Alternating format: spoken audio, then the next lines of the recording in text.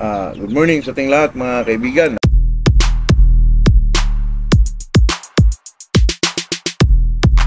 Dito na naman tayo sa ating usapang magmamano po. Nung isang araw mga kaibigan ay pinag-usapan yung tungkol sa mga pamahiin. Yun naman ay mga totoong pangyayari po. At saka yung mga ganon mga kaibigan, talagang kung ikaw ay magmamanok ay talagang manuhan mo yun. Ma-experience mo yung mga ganong klaseng bagay po.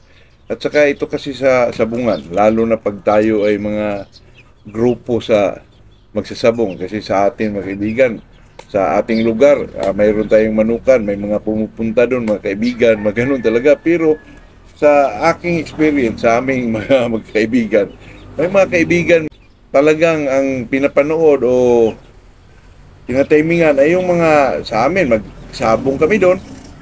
May isa akong kaibigan doon, yung tinitingnan yung mga hindi masyado magaling po. At saka pagpunta doon sa sabungan, magtaka ka, ay mawala po, mawala. Kasi nagpusta doon sa kabila po.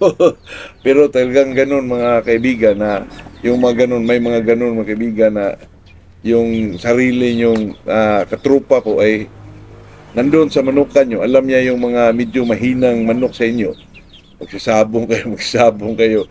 Siya na may obserba ng obserba. Tapos pagdating doon sa kayo mag-anuhan na sa pustahan ay hindi ho magpusta, mawala po.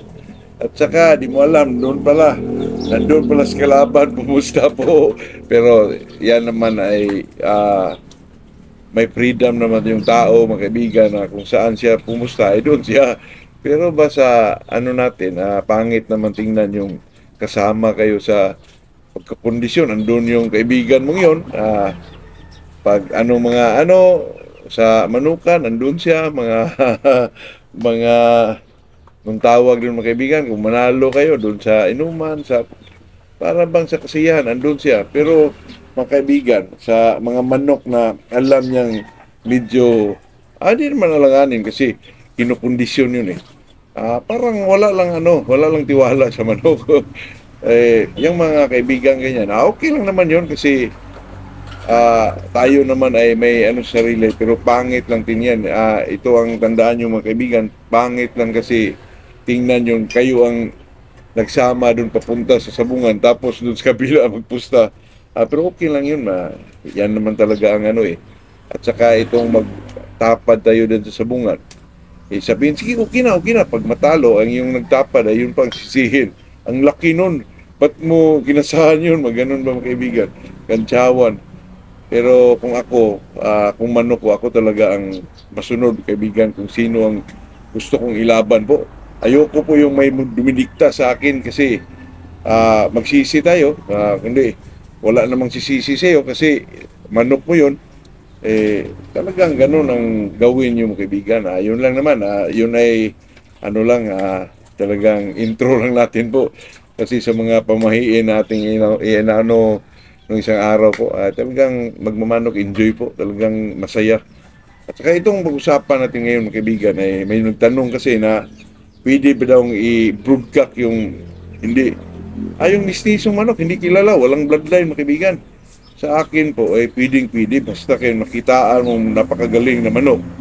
Kasi naman ang tinitingnan natin sa may mga bloodline, lalo na pag nandyan ka sa commercial side, ay talagang doon ka sa may mga bloodline. Kasi yung mga kapwa natin sa bungiro naman ay yan ang mga tinitingnan po na may mga bloodline. Kasi kung ang manok may bloodline, doon nila makilala yung mga isa-isang physical na maggawa ng isang manok. Katulad ng sabihin na roundhead, ito bulto katawan yan, magaling yan. Doon sila magbase po. Katulad ng golden boy, gwapong manok yan.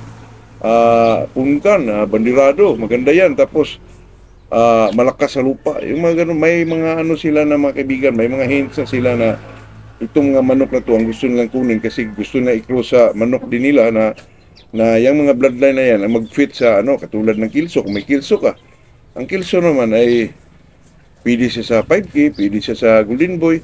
Yun ba? Parang ginagawa lang nilang mga kaibigan yung yung bloodline, yung parang may direkta silang masabi na ganun ang manok na yan. Ganun. Hindi katulad nung yung manok mo ay wael, hindi kilala o ano, di wala kang pero yung mga ganyan na kaibigan, pwede mo gawing broodcock yan kasi sarili mo lang naman yan.